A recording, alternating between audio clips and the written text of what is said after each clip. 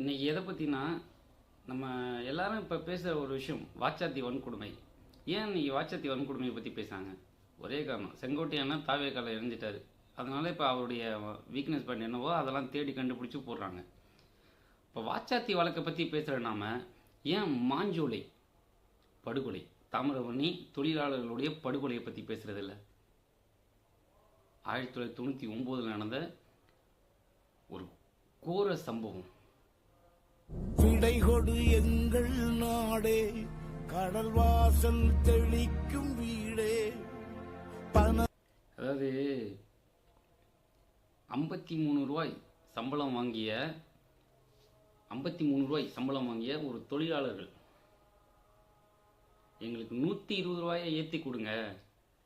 பெண்கள் மாதவிட time periods டயத்தில் விடுமுறை வேணும்னு கேட்டது. 15 மணி நேரம் 14 மணி நேரம் உழைச்சிருக்காங்க. எங்களுக்கு ஒரு நாள் வேலை 8 மணி நேரமாக மாற்றி கொடுங்கன்னு கேட்ட ஒரே காரணத்துக்காண்டி காவல்துறையோட அடக்குமுறை கொடூரத்தோட உச்சத்தில் ஒரு குழந்தை உட்பட 17 பேர் மரணம். அதாவது புதிய தமிழகம் கட்சி கிருஷ்ணசாமி அண்ணா பிரச்சாரத்திற்காக 1998 வந்திருக்கார் மாஞ்சோலைக்கு. அப்போ அங்கே உள்ளவங்க தொழிலாளர் எல்லாருமே ஒரு கோரிக்கை வச்சுருக்காங்க. ஐயா, எங்களுடைய சம்பளம் ரொம்ப குறைவாக இருக்குது, எங்களுடைய சம்பளத்தை ஏற்றி கொடுங்க. அதே போல் எங்களுக்கு விடுமுறை வேணும், மாதவிட டயத்தில் விடுமுறை வேணும், வேலை நேரம் கூடுதலாக இருக்குது, 8 மணி நேரமாக மாற்றி கொடுக்கணும், அதுக்கு நீங்கள் உதவி செய்யணுயான்னு கேட்டிருக்காங்க. அப்போ கிருஷ்ணசாமி அவர்கள் தலைமையில் ஒரு போராட்டம் ஒன்று நடக்குது. அந்த போராட்டத்தினுடைய விளைவு கைது செய்கிறாங்க. கிட்டத்தட்ட 620 பேர் முதல் கட்டமாக கைது செய்கிறாங்க. மறுபடியும் ஒரு பேரணி ஒன்று நடக்குது. என்ன பேரணினா, கைது செய்யப்பட்டவருடைய மனைவி மற்றும் குடும்பத்தைச் சேர்ந்தவர்கள் போராடுறாங்க, பேரணியாக போராடுறாங்க. அதில் தான் புதிய தமிழகம், தமிழ் மாநில காங்கிரஸ், கம்யூனிஸ்ட் உட்பட பல கட்சிகள் முன்னிலையில் பேரணி நடக்குது. என்னென்னா ஒரு கோரிக்கை எடுக்கிறாங்க, 25 கோரிக்கையை முன் வைக்கிறாங்க. அதில் ஒன்று, சம்பளம் 53 ரூபாயிலேருந்து 120 ரூபாயை ஏற்றி கொடுக்கணும், 8 மணி நேரம் வேலையாக்கணும், பெண்களுக்கு மாதவிட டயத்தில் விடுமுறை வேணும். இந்த மாதிரி ஒரு 25 கோரிக்கையை எடுத்துகிட்டு பேரணியாக நடந்து நெல்லை திருநெல்வேலி மாவட்ட ஆட்சியரை பார்க்க போகிறாங்க. அப்போ வழியிலே காவல்துறை தடுக்கிறாங்க. அப்போ தடுத்து, ஏன்னா காவல்துறையிட்ட கேட்குறாங்க, ஐயா நாங்கள் பேரணியாக தான் சென்று இந்த மனுவை கொடுக்க தான் போகிறோம், நாங்கள் எந்த ஒரு கலவரமும் பண்ணல, எங்களுக்கு அதுக்கு வாய்ப்பு கொடுங்க, எங்களை உள்ளே விடுங்கயான்னு கேட்டதுக்கு முடியாதுன்னு இருக்காங்க. அதில் ஒரு சில நபர் அந்த ஓரமாக தாமிரபரணி ஓரமாக அந்த வழியாக போய் ஆட்சியரை பார்த்துடலாம் அப்படின்றக்காண்டி போகிறாங்க. அப்போ நடந்தது தான் கோர சம்பவம்.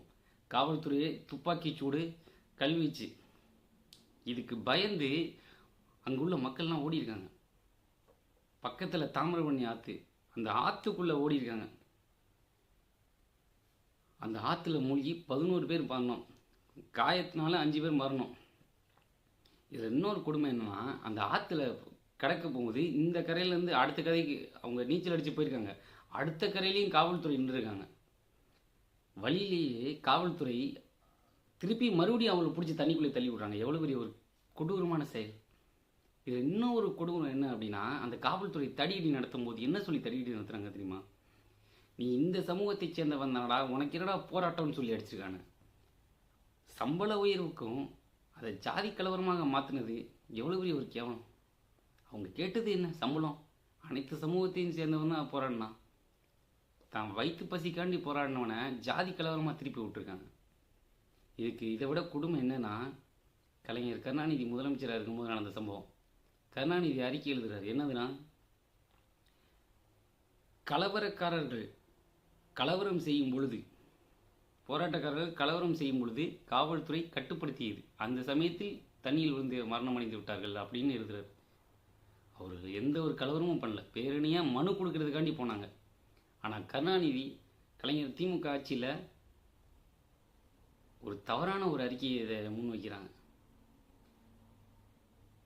நம்ம வாச்சாத்தி வன்கொடுமையை பற்றி பேசுகிறோம், ஏன் மாஞ்சோலை படுகொலை நம்ம பேசுகிறதே இல்லை, அதை கடந்து போகிறோம். திமுக ஆட்சியில் நடந்ததுங்கிறதுனாலயா?